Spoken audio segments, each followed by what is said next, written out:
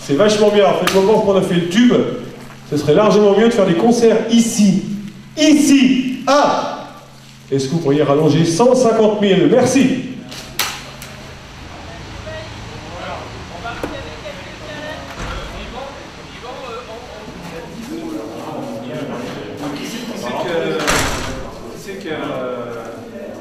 Cette vision là, c'est vous ou c'est qui c'est qu'on doit féliciter? Les deux? Félicitez qui vous voulez.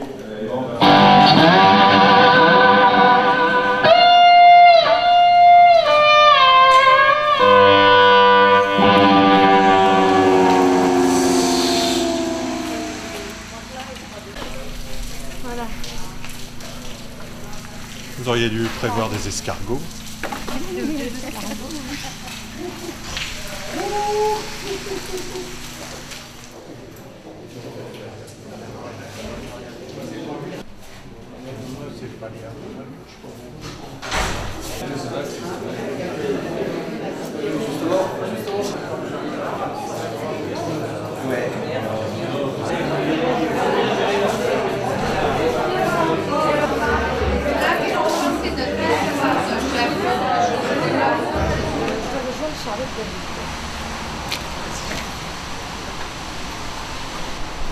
Vous êtes physionomiste Sony? Absolument. J'essaie de détecter si des intrus ne se sont pas glissés parmi la foule, mon cher Samuel. Monsieur le maire est en retard. Nous n'avons pas monsieur le maire. Et tous les ans, il y a beaucoup de maires qui disparaissent. Maire alors.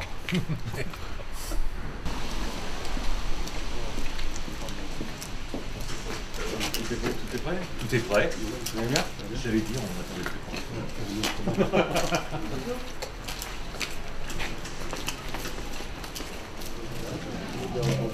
Ce qu'il faut surtout souligner, c'est les volumes, la grandeur, la lumière du jour. C'est assez exceptionnel dans les locaux de répétition, on ne voit jamais ça. Donc ça, c'est vraiment très intéressant. On a donc des volets électriques qui peuvent se fermer et s'ouvrir à volonté en fonction du bon vouloir des musiciens. Et chaque studio sera équipé tel que vous voyez avec tout le matériel complet pour pouvoir faire la musique comme on veut. On peut, si vous voulez, aller voir un studio où il y a un groupe qui répète pour se rendre compte un petit peu. Alors on va pas pouvoir tous y rentrer d'un coup.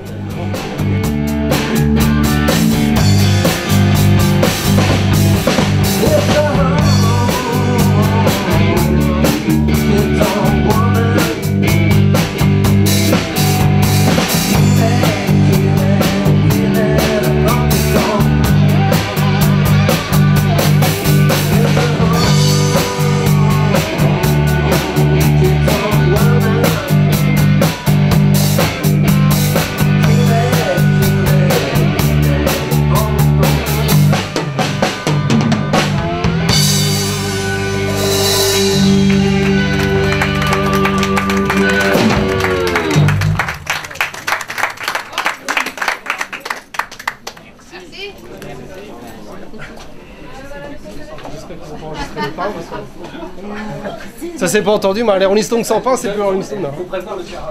Alors, tu peux rentrer chez toi. C'est vrai.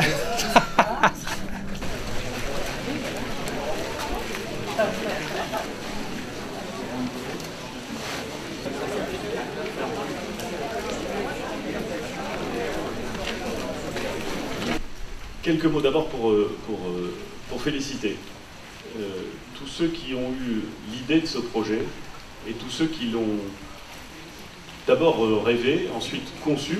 Il y a toujours une bonne marge entre rêver quelque chose et le concevoir, et puis il y a une encore plus grande marge entre la conception et la réalisation. Je voudrais vraiment, c'est mes premiers mots, féliciter très chaleureusement et avec beaucoup d'admiration ceux qui ont imaginé ce projet, ceux qui un jour, passant dans ce fort de Tourneville, que tous les Havrais connaissent, mais qu'au fond peu de Havrais connaissent. Parce qu'au fond peu de Havrais sont rentrés à l'intérieur et qu'il a longtemps été un espèce de foisonnement végétal, un espèce de désordre habituel, on le connaissait, mais finalement un peu mystérieux. Ceux donc qui, se promenant ici, se sont dit, mais c'est évident, on va pouvoir en faire un endroit magique pour l'enseignement de la musique et pour la diffusion des musiques actuelles. Il fallait de la créativité et également des compétences pour arriver au magnifique espace que vous allez découvrir aujourd'hui. C'est la configuration locale qui a inspiré le projet et l'a développé.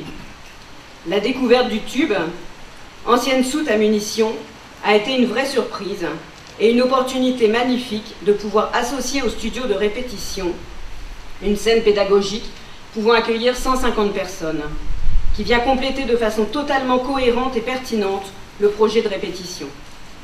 Rares sont les structures en France qui disposent d'un tel outil. D'anciennes écuries disposées en étoiles, une soute à munitions enterrée et quasi secrète, nous sommes dans un fort militaire, renaissent et deviennent un lieu d'accueil, de vie et d'expérimentation pour les musiciens. Jeunes et moins jeunes, amateurs et professionnels, ainsi qu'un lieu de formation pour les futurs professionnels de la scène des musiques actuelles. Nous avons souvent l'habitude d'avoir des associations à côté des mairies, et en général, quand on a les deux entités, ça marche bien parce qu'il y en a un qui pousse l'autre et l'autre qui tire le suivant. Mais qu'une association, vous leur ayez confié la maîtrise d'ouvrage d'une réalisation aussi importante et aussi coûteuse, eh bien, ça prouve quand même que vous faites confiance aux gens, et ça nous fait un énorme plaisir, parce que la reconversion d'anciens bâtiments, eh bien, nous satisfait particulièrement lorsqu'il y a une animation, et on voit qu'ici, eh bien, le futur est tout à fait bien prévu. Et je crois qu'aujourd'hui, c'est quelque chose de fantastique qui démarre. Quelque chose de fantastique parce que je pense que les Havrais, les Havraises et au-delà vont se saisir de cet instrument pour remettre en avant cette créativité qui est quelque chose de fondamental dans cette ville. Je crois que ça sera important qu'ils s'y investissent. Pourquoi ? Parce que justement, parce que ces associations ont pris ces risques, ce sont des associations qui se sont endettées. Et il va falloir continuer à les aider, il va falloir que ce soit les gens de la culture eux-mêmes, tous ces musiciens en herbe qui demain, je l'espère, deviendront pour certains d'entre eux des vedettes, qui vont venir ici et qui vont pratiquer leur passion. C'est une ville de passion.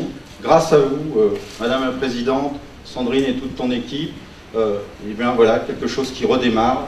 Je suis aussi ému, je pense que vous l'êtes, et bon vent au Sonic, et vous pourrez continuer à avoir notre soutien entier. Merci.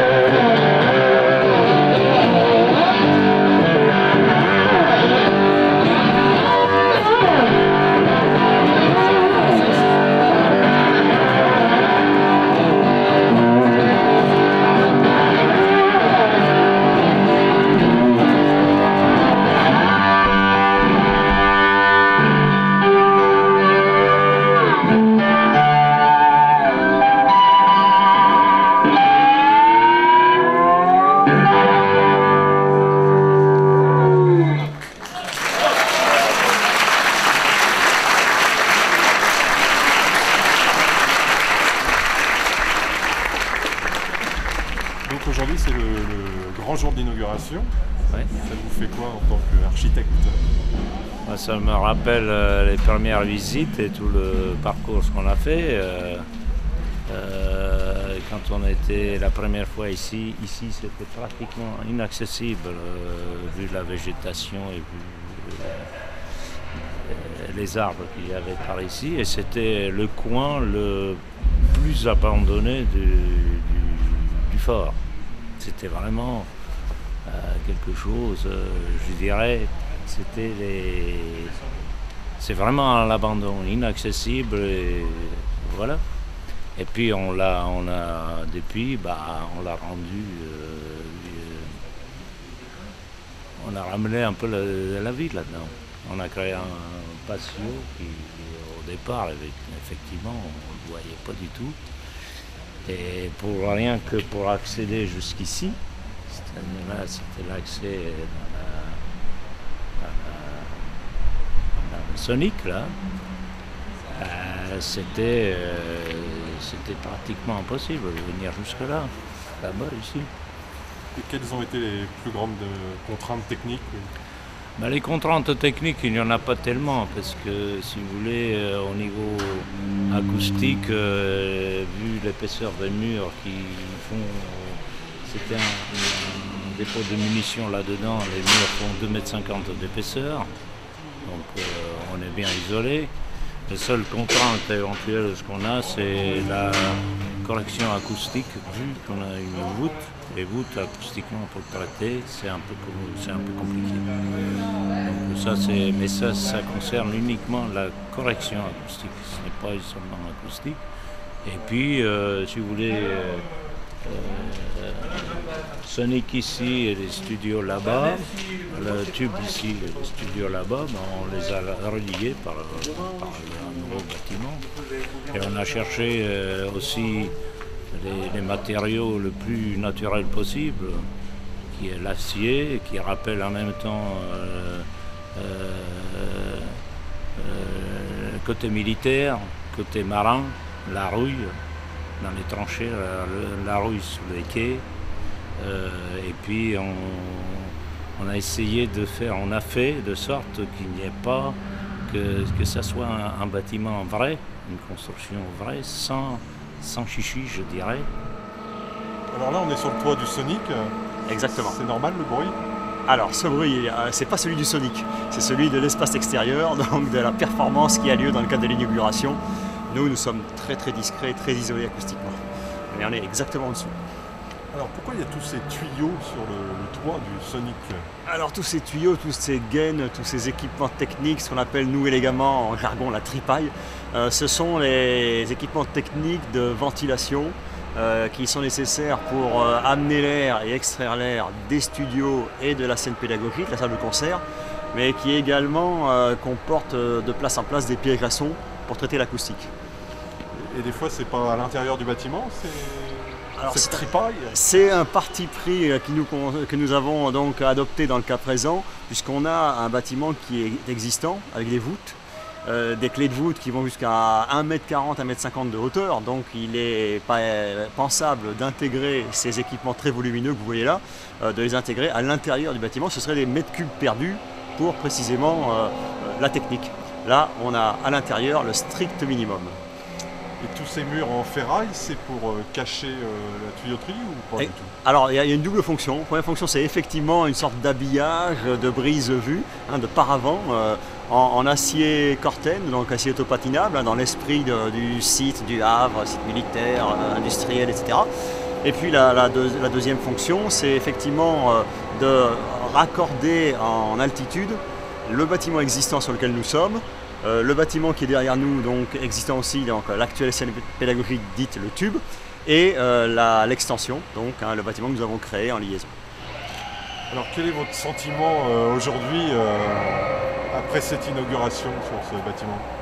Alors, comme à chaque inauguration, il y a évidemment une grande satisfaction de voir le bâtiment investi par le vrai public, les vrais utilisateurs. Dans le cas présent, je dirais que c'est peut-être encore plus fort que souvent. D'abord parce que les discours qui ont été formulés hier étaient extrêmement élogieux, c'est une première chose. Mais deuxièmement, jusqu'à 3 h du matin, quand j'ai vu tout ce public, tous ces gens qui sont, sans une seconde d'hésitation, sont installés partout. Et pas seulement devant le bar. Donc je me suis dit, ça y est, c'est parfaitement parti. Le pari de Sandrine Vandeville du SEM, il est gagné. Et puis on y a participé. Donc c'est très satisfaisant.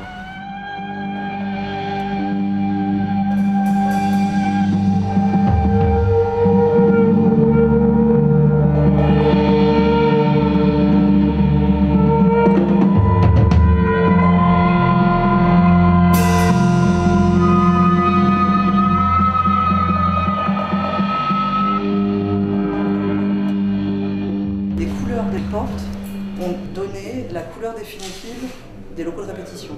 Donc la dominante, là on a jaune-rouge, et donc veux dire sur des peintures? Tout à fait.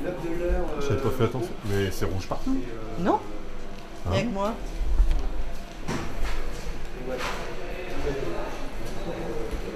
Donc ici nous avons le Sun Studio. Ouais. Et alors? Et alors le Sun, jaune et orange. Ah ok.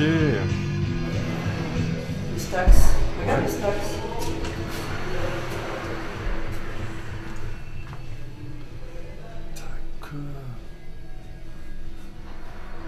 Et qui c'est qui a fait ces superbes portes? C'est Riff. C'est écrit. Là. Ou bien là aussi.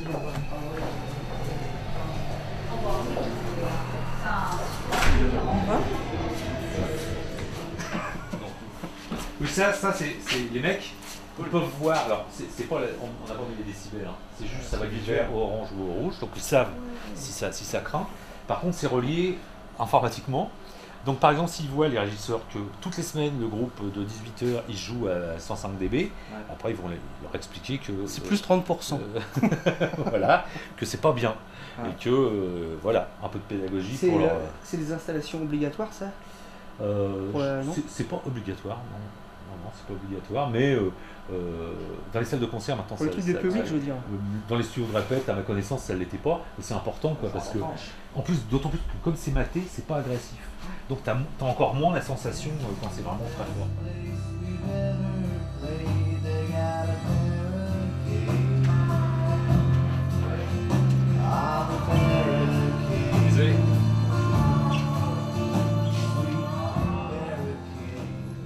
Et tout ça c'est volontairement fait en métal. Pourquoi? Parce que bon, avec le déplacement de matériel, etc., il faut que ça soit quand même costaud. Et puis les musiciens, s'ils jouent la guitare contre le mur, ils peuvent mettre le pied sans abîmer le mur. C'est fait pour durer, on va dire ça comme ça. Hein? Et on a aussi les volets orientables, qui sont en même temps protection de vue. Parce qu'il y a des musiciens qui aiment bien sombre, tamisé, plus clair, moins clair. Comme ça, il y a le choix, il peut faire ce qu'il veut. Et puis discrètement, ça fait aussi protection mécanique, il y a quand même contre les fractions. Bon, certes, il y a 2 châssis acoustiques, donc on ne rentre pas comme dans une bijouterie, hein, mais on a quand même là aussi une dimension sécurité à laquelle on est obligé de penser, on est sur la voie publique, donc ce sont des éléments qu'on prend en compte. Solution facile, c'est de mettre des grilles.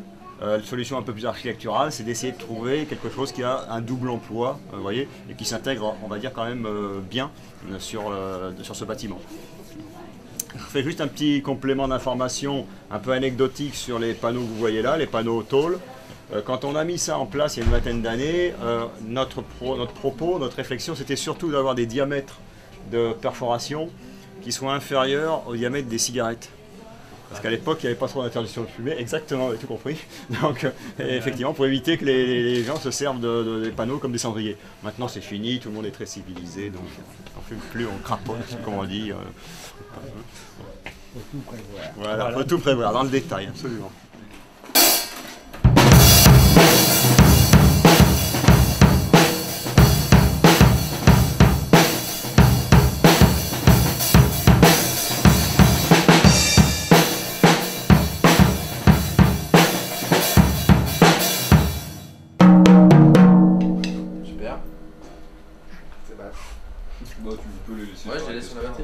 Ce studio-là, on a un croisement de 2 voûtes, vous voyez.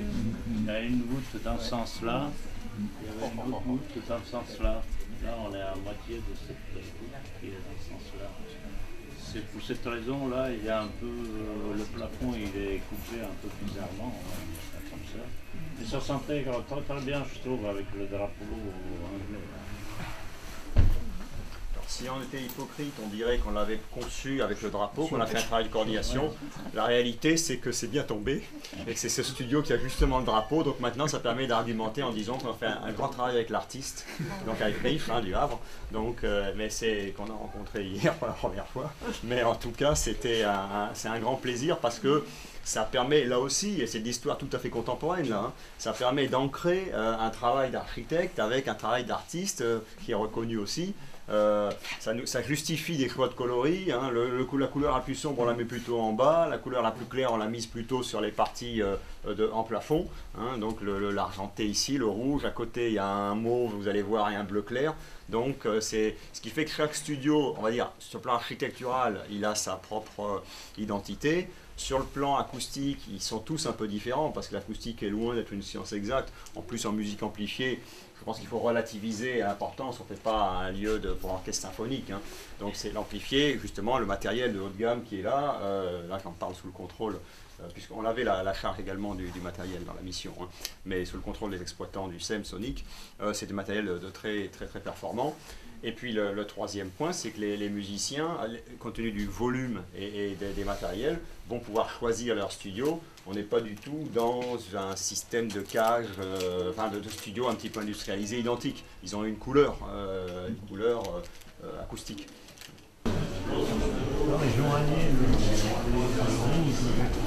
C'était une des fresques dessinées par les soldats qui étaient sur les murs. Et ça fait un rideau d'entrée sensuel.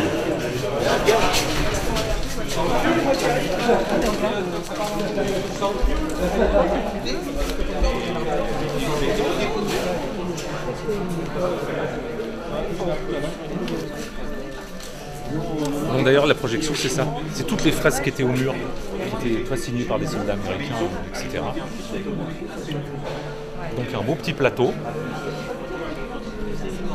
des places assises.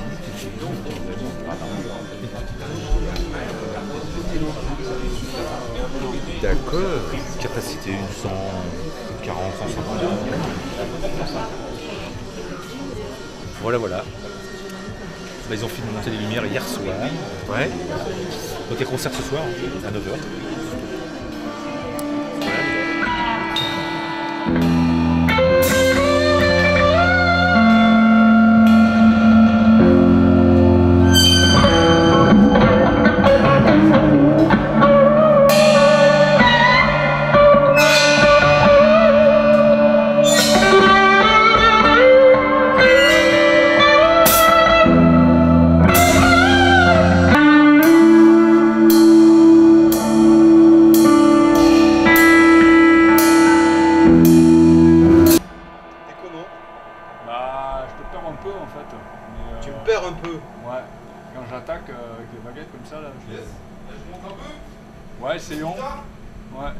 Après, c'est vrai qu'on passe, on a des... on peut aller très bas et après aller très haut, donc c'est vrai que c'est pas évident. Si je t'envoie quelque chose, on sait jamais, je voudrais justement un truc qui soit une loupe, voir si tu la perds ou pas, si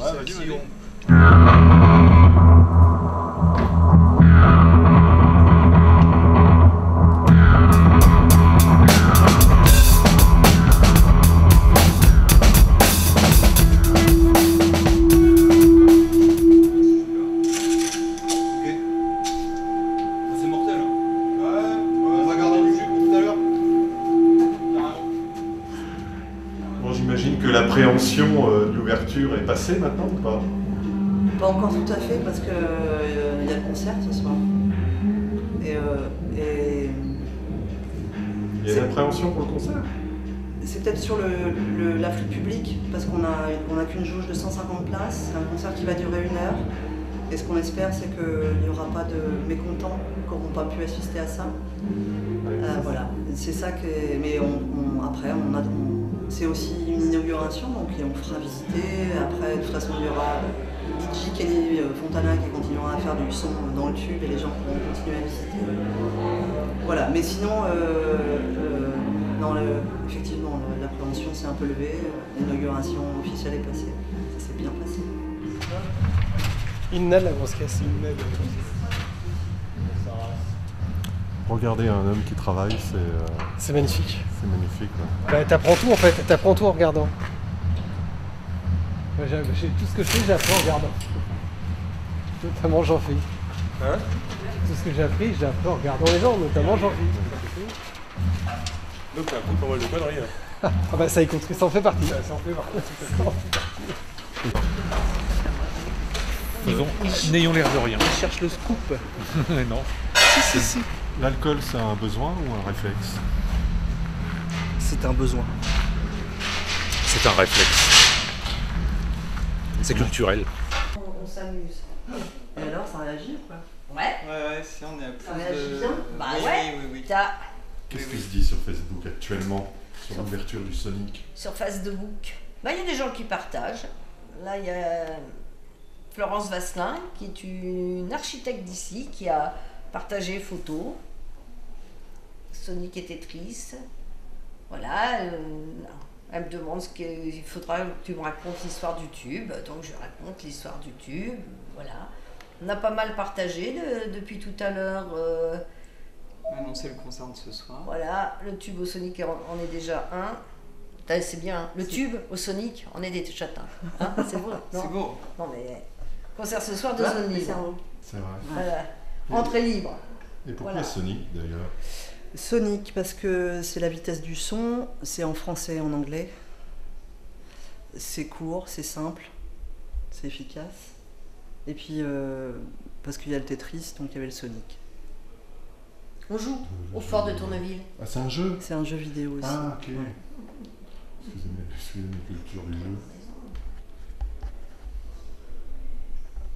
Donc vous devriez tous avoir des noms de Super Nadine. Des super-héros.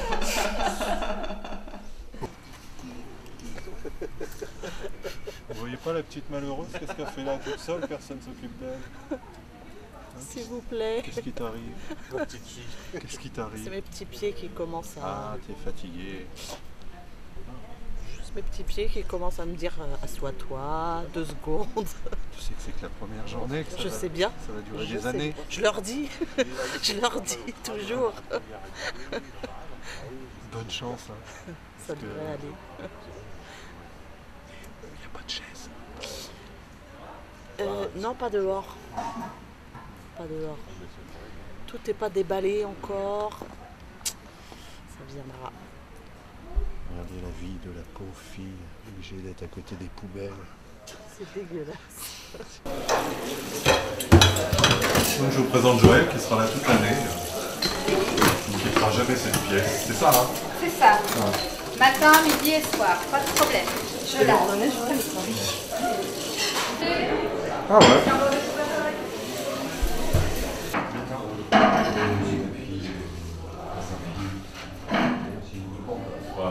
Bon alors Martine, qu'est-ce que tu fais au Sonic ce soir? Alors au Sonic, je viens aider mon mari à cuisiner. Ton mari? Pour le staff. Mon mari Thierry Effray. Ouais. Et c'est lui qui t'oblige? Non, c'est avec plaisir que je suis là. Dans ce beau lieu, un des plus beaux lieux de la ville, maintenant.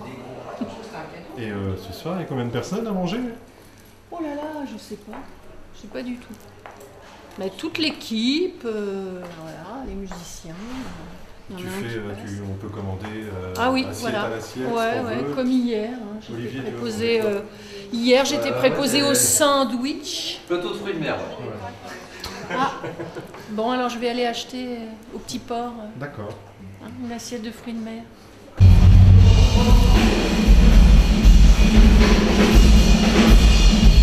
On vous a vraiment attribué les tâches les plus difficiles. Je te confirme. Et tu veux que je te dise? Eh ben ce matin j'ai fait les carreaux là, en plus. Oui, j'ai filmé. Mais on vous aime pas ou... Je sais pas, il y a quelque chose. Ils osent pas me le dire ou je sais pas. Mais je sens qu'il y a quelque chose là. Complètement mauvais. Alors j'aurais voulu connaître tes impressions sur ce lieu. Le lieu est juste incroyable, on est d'accord, enfin, c'est un lieu tellement spécial, quoi, enfin, avec toute son histoire et tout, mais c'est plus de voir tous les potes qui m'ont invité voilà, faire l'inauguration et tout qui me... ça me rend... je suis très honoré, quoi. Enfin, à la fois j'ai peur, en fait. Quoi. Non, mais j'ai envie de faire quelque chose qui soit cool, quoi. Je sais pas. Mais non, c'est de recroiser tous ces amis avec qui j'ai partagé plein de choses par les années, sur les scènes, en soirée, j'en sais rien, je ne sais quoi d'autre, tu vois, depuis plus de 20 ans maintenant. Et de se retrouver en imaginant qu'ils allaient faire un lieu comme ça, qu'ils le réalisent, qu'ils arrivent jusqu'au bout. Je trouve ça juste incroyable parce que c'est un outil de travail qui est magnifique, qui est ultra bien conçu. Donc, c'est génial. Enfin. Donc là, ce soir, c'est concert sur ce qu'on appelle la scène pédagogique. Ouais. Donc j'ai assisté à la balance. C'était quoi les impressions sur scène?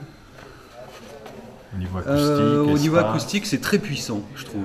Mais après, je joue avec Cyril Bilbao à la batterie, donc on joue fort. Donc forcément, tu as tout de suite, avec un batteur, il faut tout de suite monter l'ampli pour avoir la bonne sensation d'équilibre de volume naturel avant que la sono soit ouverte, dans mon sens, pour voir comment ça sonne.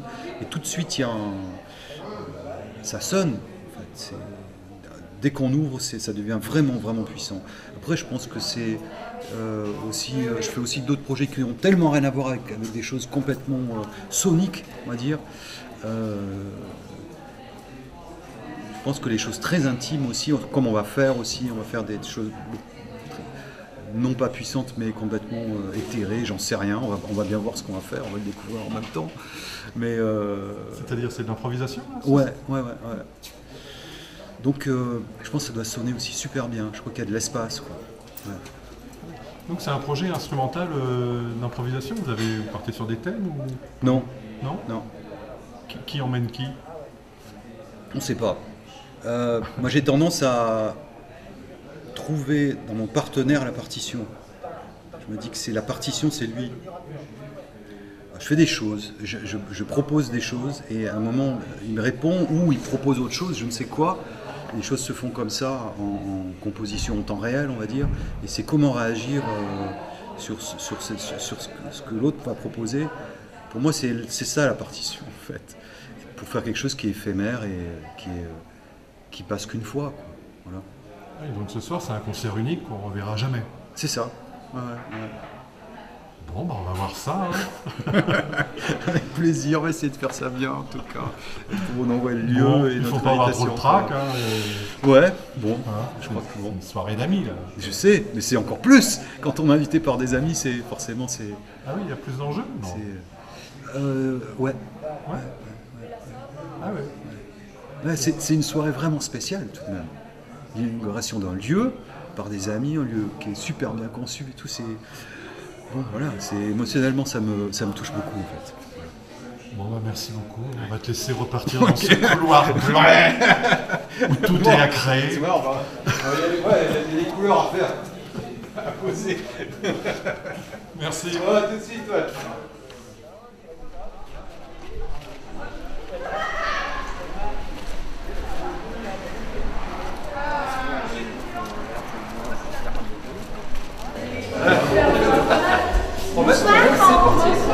Bonsoir.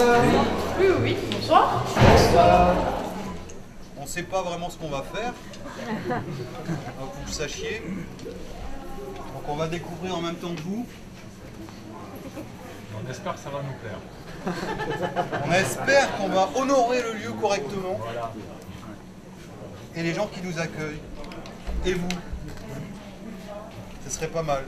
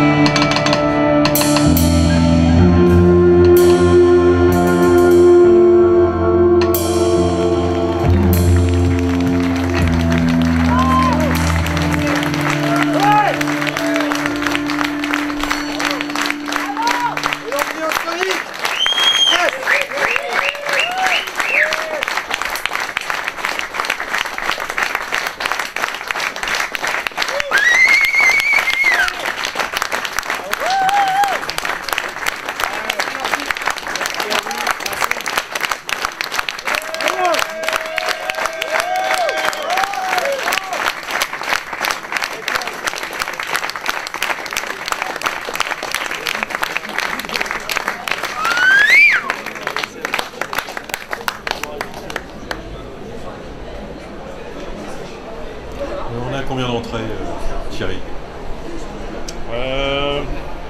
La louche, on est pas mal, hein, on est pas mal. On est au-delà de nos objectifs. Voilà. C'est-à-dire que c'est une belle soirée qui annonce demain, samedi 14, une excellente soirée à nouveau, avec des groupes géniaux. Mais ce soir, c'est pas mal. Qu'est-ce qu'il y a demain? Demain, nous avons... la mémoire, exercice de mémoire. Demain, nous avons les Magic Hawaii de Rouen. C'est pas mal. Ils sont impertinents, mais c'est pas mal. Nous avons For the Acres de Dieppe. Hein, ça, c'est bien aussi. Ils sont jeunes, talentueux et fringants. Et nous avons le duo havrais, Sacré Outsider, Stark Weather. Ça a déjà fait ses preuves, c'est beau. Voilà.